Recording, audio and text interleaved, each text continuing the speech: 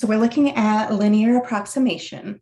So really what linear approximation is it's looking and finding a tangent line at a point of some function that we know how to evaluate. So where we might not know how to evaluate it at the original function. So let's look at this picture. So we have some curve, it's in blue, of f of x. And let's say that we want to figure out what some value is that's close to x equals a. And so notice that near x equals a, that our graph of our tangent line and the graph of f of x are very, very close to each other. So we want to choose something near x equals a that has a value of f of x. And we're going to call it L of x are very close to each other. Okay, so that red line is our line L of x, which is basically just an equation of the tangent line. This concept is helpful to approximate values of f of x near x equals a using L of x. So we call this process the linear approximation of f of x at x equals a. Okay, so if we wanted to value something into our function f of x, and it was too difficult, we didn't have a calculator. This is what they used to do without calculators. Or this is probably what our calculators are doing when they're giving us values. So anyways, lost my train of thought. So if we want to find some value of f of some value and we don't know it, but we know what f of another value is that is very close to it, let's say x equals a. And so we can say that that f of some value is approximately L of x, which is equal to f of a plus f prime of a all times x minus a. Okay, notice this. This is actually just the equation of a line. We know that f prime of a, right, that represents the slope of a line. So that's going to be representing the slope of our line L of x at x equals a. And this is actually in our point slope form, or almost. So I have it in here. So let's look at the point slope form. So the slope of L of x is just our f prime of a, which I said, at some point a f of a. So let's just write that. So recall that our equation in point slope form was y minus y sub 1. Well, another way to say y, right, is f of x. So f of x minus our y value that we're looking at a particular point, which is f of a, is equal to our slope. But our slope, another way to write our slope, recall at x equals a is f prime of a,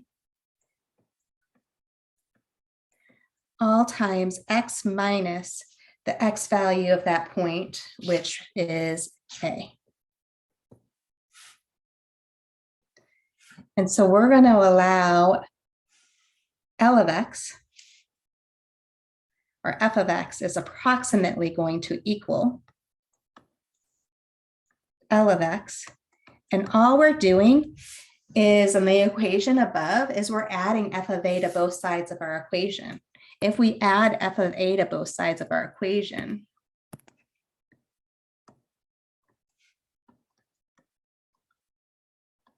that gives us this equation right here.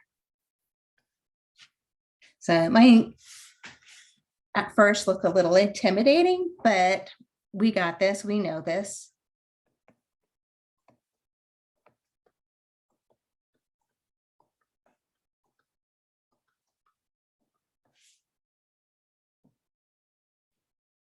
So let's look at an example. And before we do that, let me see if there's any questions. So maybe you'll have more questions after we see an example. So we want to figure out what the linearization L of x is at x equals a. So there's a couple things that we need to find, and we're given that our a value is -2, and we're given f of x is equal to 3x cubed plus 2x minus 1. So again, L of x is equal to f of our value a plus f prime of a all times x minus a. So in our case, you have f of -2, because a is -2, plus f prime of -2 all times x minus a -2. So that's really a +2.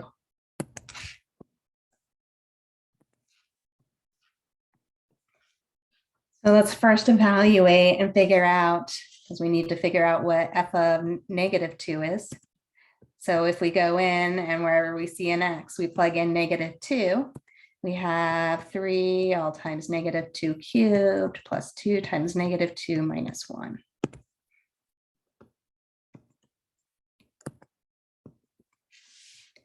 And so we have 3 all times -2 cubed. So that's going to give me -8. Plus 2 times -2, so that's really -4, minus 1. So 3 times -8, -24, -4 minus 1, so -5. Let's just group that together. And -24 minus 5 is -29. So our f of -2, that's going to give us -29. Plus, now we need to figure out what our derivative is. So let's first figure out the derivative, and then we can plug in -2. So let's figure out what f prime of x is. And this function isn't too bad. So using our general power rule, derivative of 3x cubed, bring our power down. So we have 3 times 3 is 9, subtract 1 from our power, we get x squared. Plus the derivative of 2x is 2, and the derivative of -1 is 0. So now if we plug in our -2, wherever we see an x, into our derivative, we got 9 times -2, quantity squared plus 2. Well, -2 squared is 4. So we have 9 times 4 plus 2. Or 36 plus 2, which is 38. So let's go back in here and plug in 38 where we see our f prime of -2. All times x plus 2. So we can clean this up a little bit by distributing our 38 inside the parentheses and then combining like terms. And so we have -29, distributing our 38, we have plus 38x, and 38 times 2, let me just think about that, 16. So carry my 1, that will give me 76.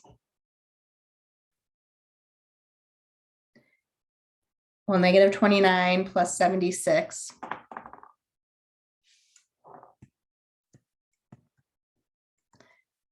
So that would be 7, that's 6, that's 47. Plus 38x.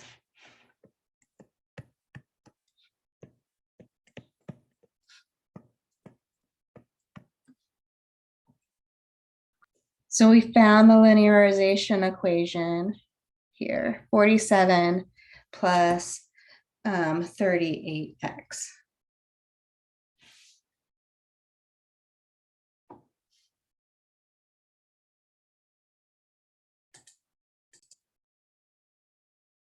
Okay, so our next example says find the linear approximation of square root of 9.06.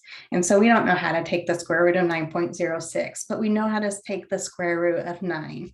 And so let us, I can see here our function, let our function f of x be the square root of x, which is x to the 1/2 power. And the value that we know how to take the square root that's close to 9.06 is 9. So we're going to let a equal 9. So for our formula, we need to figure out what f of 9 is.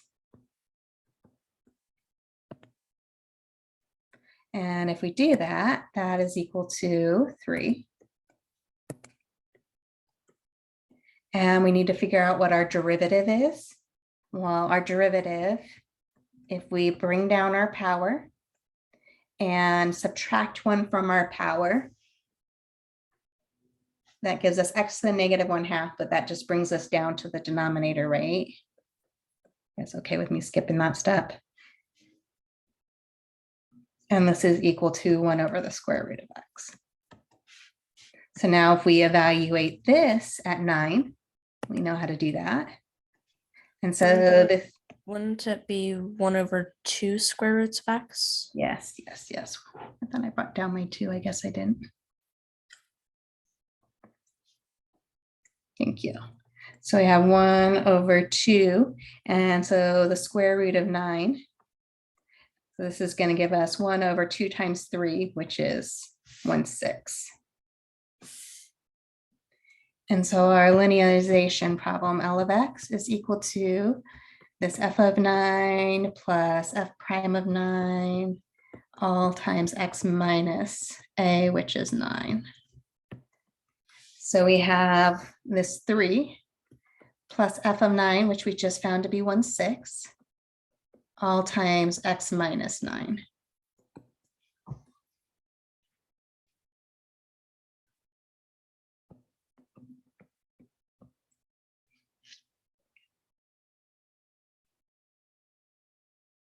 Well, we know that our function, I don't know if we wanted, I guess we can wait.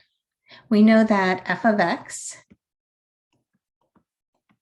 is approximately L of x.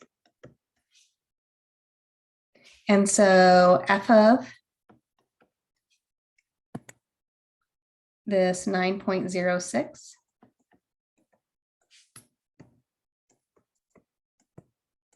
is going to be approximately L of 9.06. So let's go back in here and let's plug in 9.06 wherever we see an x in our function of L of x. And so if we do that, we have this 3 plus 1/6 all times 9.06 minus 9. Let's clean it up. So we have 3 plus 1/6, 9.06 minus 9. That gives us a 0.06. Well, 6 goes into 0.06 evenly, 0.01 times. So this gives us 3 plus 0.01, which is 3.01. So we're saying that f of, or the square root of 9.06 is going to approximately give us 3.01. And so if we bring in the calculator, let me just bring it up here.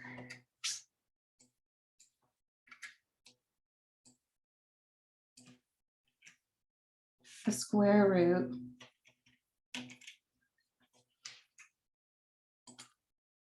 of 9.06.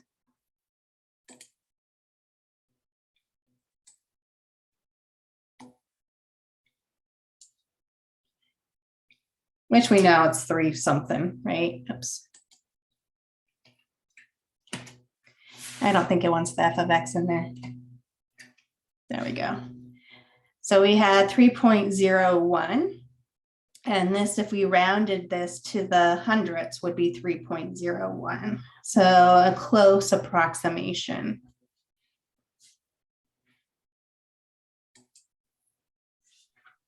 Now, Sundar, what does the center of linearization mean?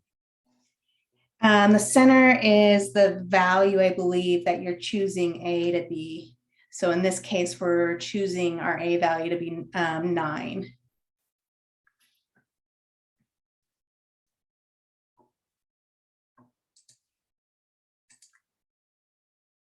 Oops. So is linear approximation the equation, or are we actually trying to find an actual answer? So linear approximation is giving us a way to approximate what an answer would be that would be difficult to find without a calculator. And so we're choosing something that wouldn't be too hard to find.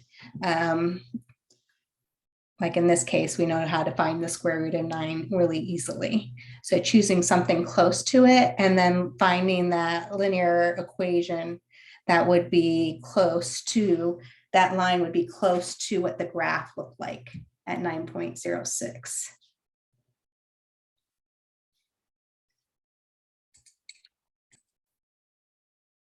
So in this case, we want to find the linearization of L of x of f of x at x equals a, and we're given f of x is equal to the square root underneath the radical, which is called the radicand, is x squared plus 13. And then we have an a value, which is equal to -6. And so we need to figure out what the derivative is. So we might as well just do that. That's one piece that we need to do. Let's actually, before we find the derivative, let's just rewrite it really quickly without the radical. So we have x squared plus 13, and that is all raised to the 1/2 power. So now taking the derivative, we're going to use the chain rule. So we're going to bring our power down front. So we have 1/2 all times x squared plus 13. Subtract 1 from our exponent is now -1/2. And we can't forget to take the derivative of the inside. And so the derivative of the inside is going to be just 2x. So we can clean this up a little bit. We have 2 in our numerator, 2 in our denominator. So those cancel.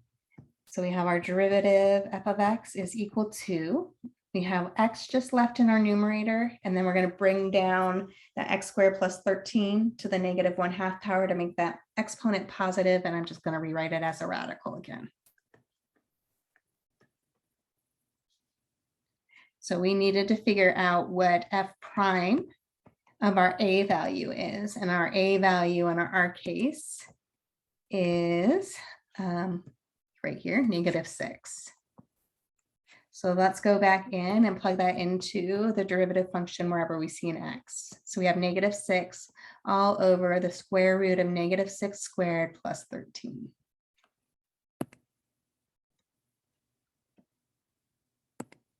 And so we have -6 in our numerator all over square root of -6 quantity squared is 36. And then that 36 plus 13 is really the square root of 49, which gives us back -6 over 7. And we also need to figure out what is f of 6. Sorry, not 6, -6. And so if we plug that back into our original function, we get the square root of -6 squared plus 13, which we just saw was the square root of 49, which is 7.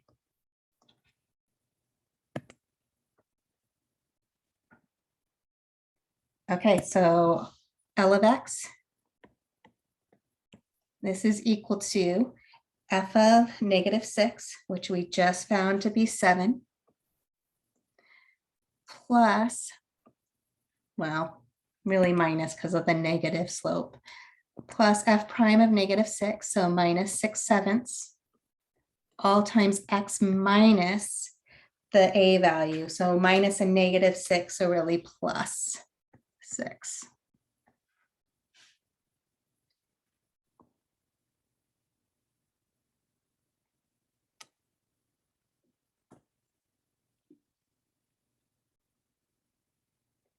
So for instance, what if we wanted to figure out what f of, or approximate f of, in this case, because it's close, an a value close, or an x value close to that. So let's say we said negative 6.2. Well, that's going to be approximately, in this case, L of 6.2, negative 6.2. So if we go in there and plug that in, wherever we see an x, we get this is equal to 7 minus 6/7. Well, if I plug in negative 6.2 in here, negative 6.2 plus this 6, that's going to give me a negative 0.2 left.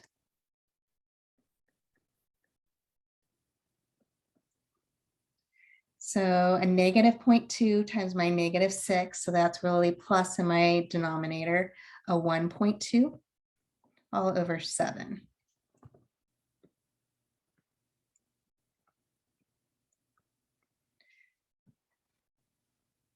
We're trying to do this without a calculator, so let's just look at 7 going into 1.2 for a second.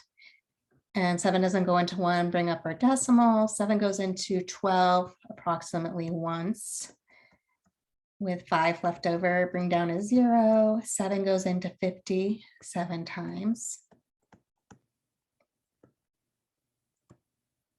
Add a 0. 7 goes into 10 once. So we can go out a little bit. One more. So 7 goes into 30 4 times.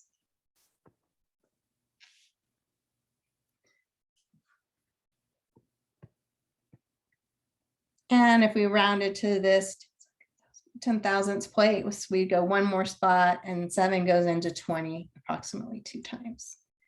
Okay, so this is approximately, because I rounded,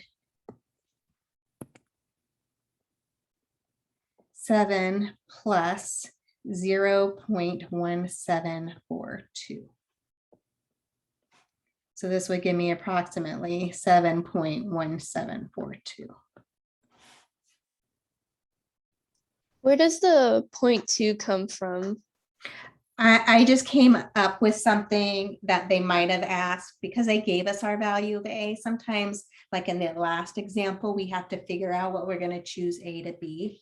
So I was just coming up with just an example of saying, okay, well, maybe we were using this because they gave us some number we needed to evaluate or find, and we wanted to evaluate f of negative 6.2.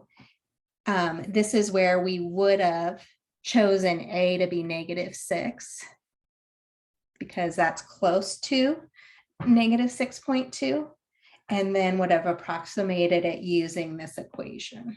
So I just came up with 6.2 just kind of out of the blue, negative 6.2, because that was close to negative 6. If we now looked at and we plugged in, if we go to our calculator and we define our function to be this, and we go in and we plug in negative 6.2 in for x, we should get that our answer is pretty darn close to the 7.1742.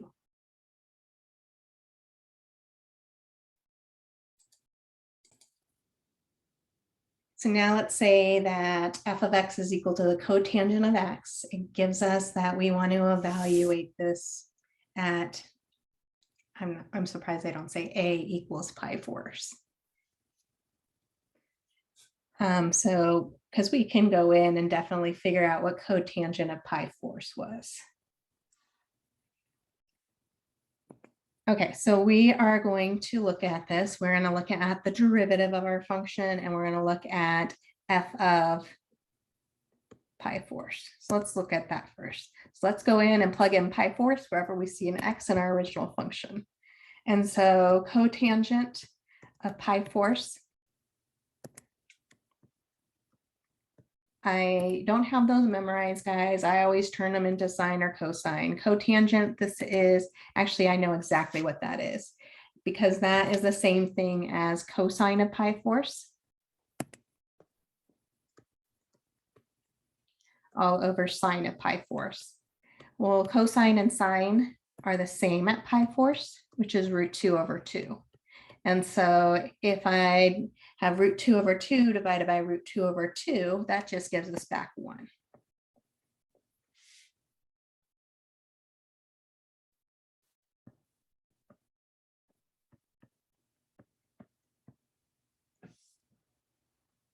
Okay, so now let's find the derivative of cotangent. Well, it starts with a co, so we know the derivative is negative. And I have to think about it. This one is cosecant squared of x. Which, if I'm going to have to evaluate it, let's rewrite it in terms of, this one is in terms of sine. This is 1 over, that's right, sine squared of x. So if we go in here and we plug in pi force, wherever we see an x, well, this is sine of pi force. The square here is the same thing as doing it outside.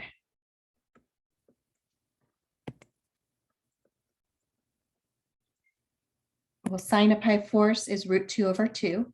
So we have negative 1 all over root 2 over 2, quantity squared.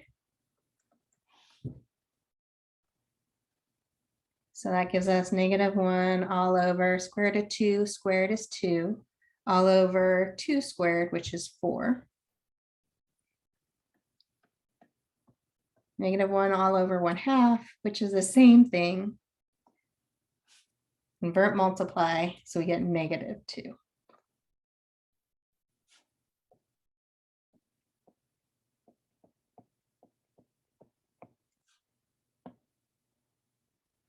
So L of x, this is the same thing as f of pi force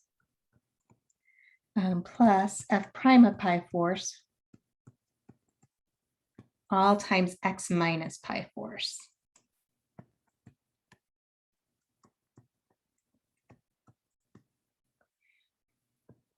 So f of pi force we found was 1, minus, because the derivative of pi force is negative 2, so minus 2 all times the quantity x minus pi force.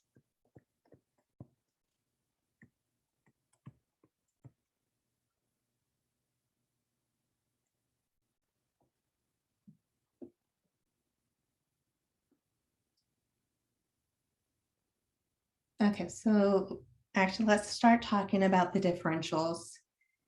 Differentials is basically kind of what we were doing. What is that error between that point that we found close to where we wanted to find that value of the function at?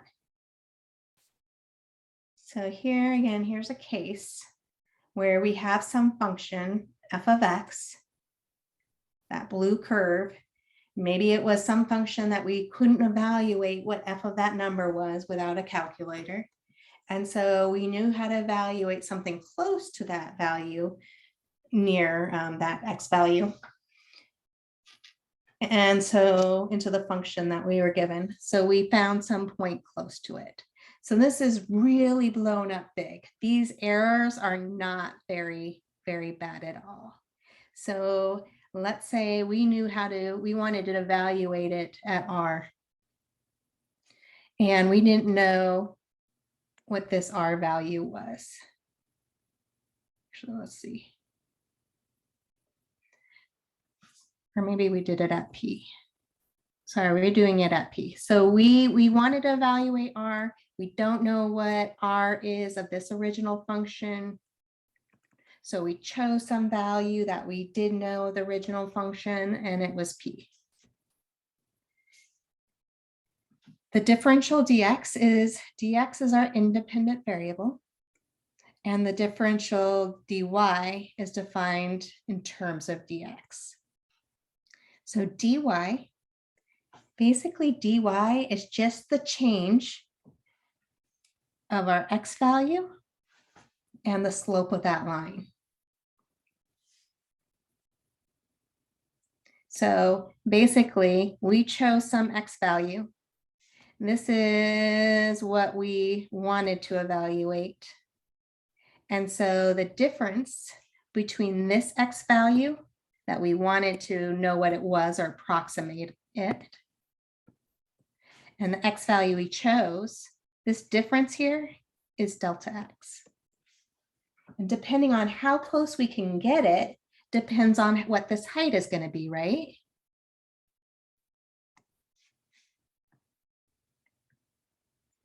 These are really significantly small errors. But now when we're looking at this, we are going to, when we're looking at trying to find dy, we're going to look at the derivative of f of x, and then we're going to just tack on dx. This is kind of thinking of our Leibniz notation, dy over dx, right? This is like a ratio of two numbers, height over that width. And this was equal to f prime of x, right? Well, if we multiply both sides of our equation, because this is a length now, by dx, we can say dy is equal to f prime of x times dx.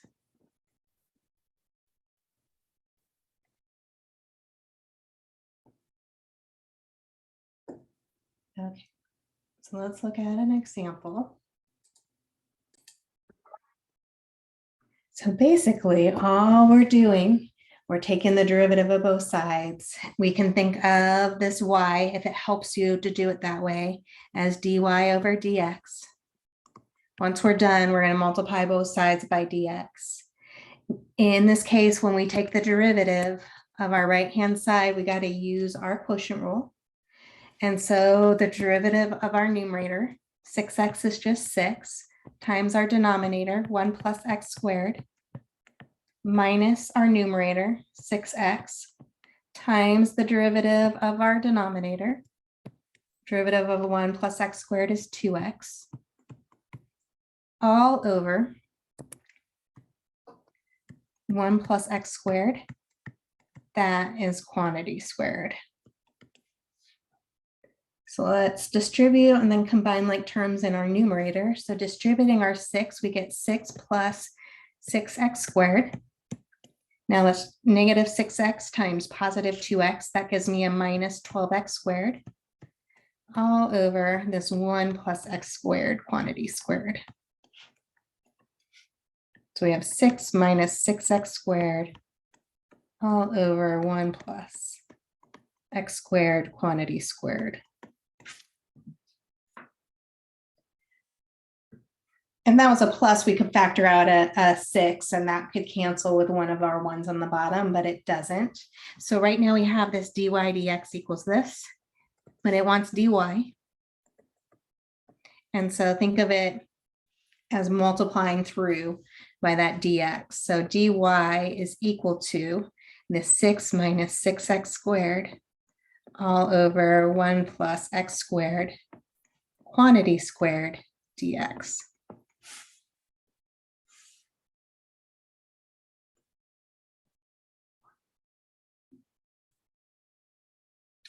So that's basically all you're doing on these differentials where they say find dy. You're just differentiating both sides. And then if you want to keep it like this, the Leibniz notation dy over dx, then think of it that you're multiplying both sides by that dx.